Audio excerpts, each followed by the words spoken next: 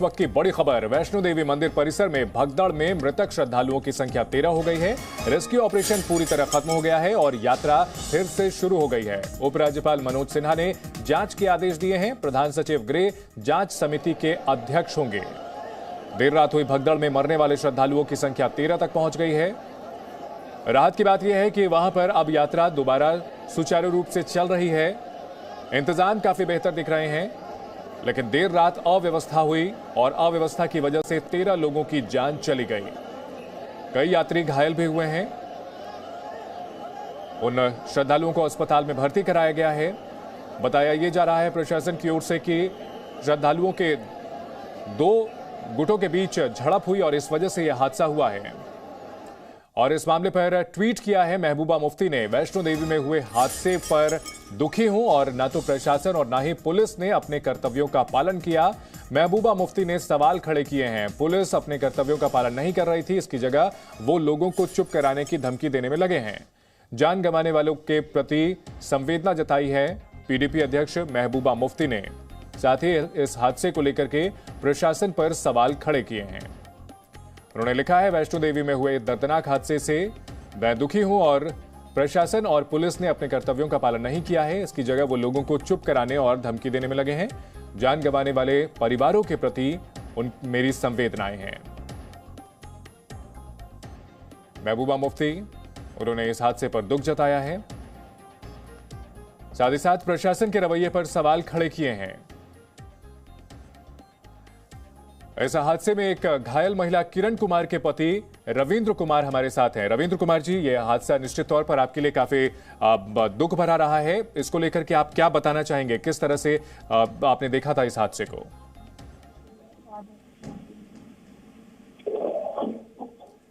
रविंद्र जी, आप हमें सुन पा रहे हैं तो जी न्यूज पर आप बता सकते हैं।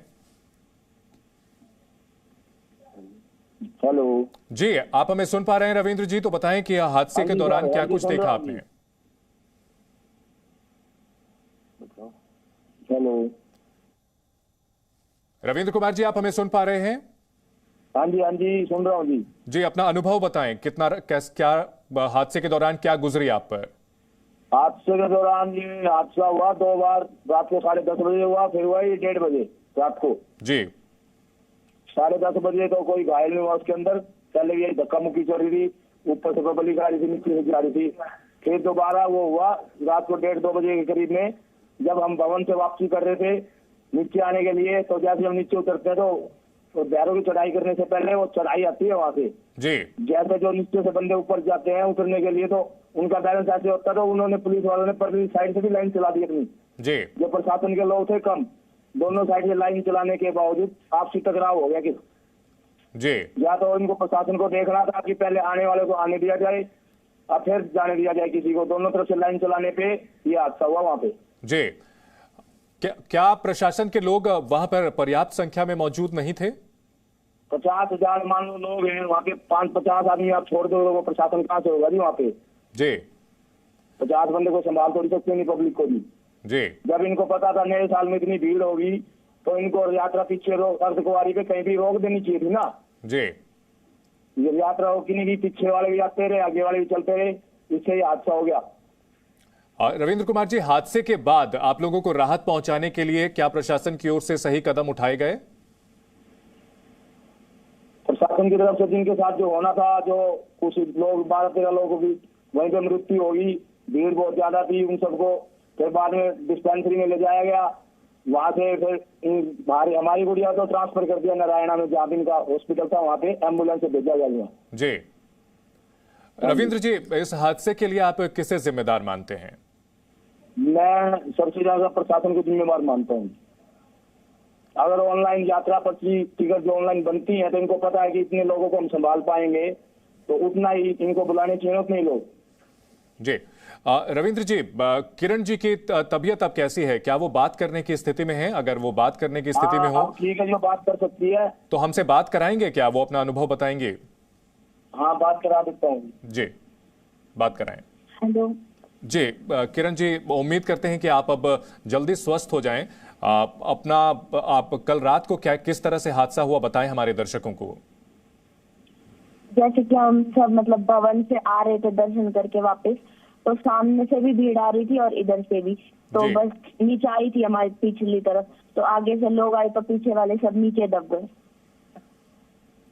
जी। और ये प्रशासन की ओर से कहा जा रहा है कि 2 ग्रुप थे, उन लोगों के बीच आपस में झड़प हुई, ऐसा हुआ था क्या?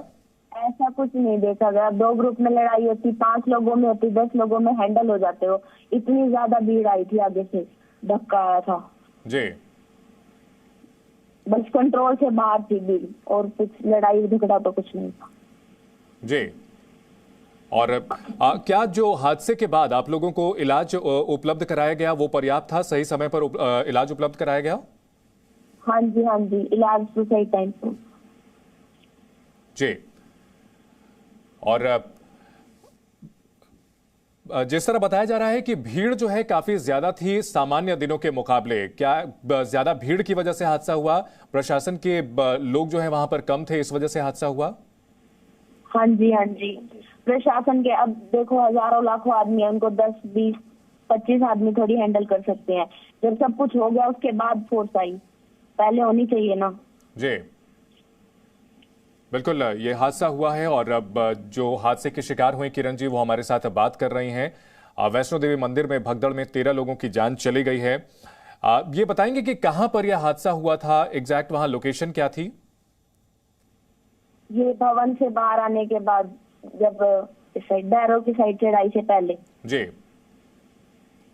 बहुत शुक्रिया किरण जी हमसे बात करने के लिए, और हमारी प्रार्थना है भगवान से कि आप जल्द से जल्द पूरी तरह से स्वस्थ हों, आपका परिवार स्वस्थ रहे। तो हादसा हुआ, हादसे में 13 लोगों की जान चली गई है। जो लोग घायल हुए हैं उनमें से एक घायल किरण जी से हमने भी बातचीत की है, जिन्होंने बताया कि वहां पर भीड़ काफी ज्यादा थी और दोनों तरफ से ऊपर जाने वाले और नीचे उतरने वाले आमने सामने आ गए। प्रशासन के लोग काफी कम थे और इस वजह से ये हादसा हुआ है। Presenting V News app, available on Google Play and App Store. Download it now.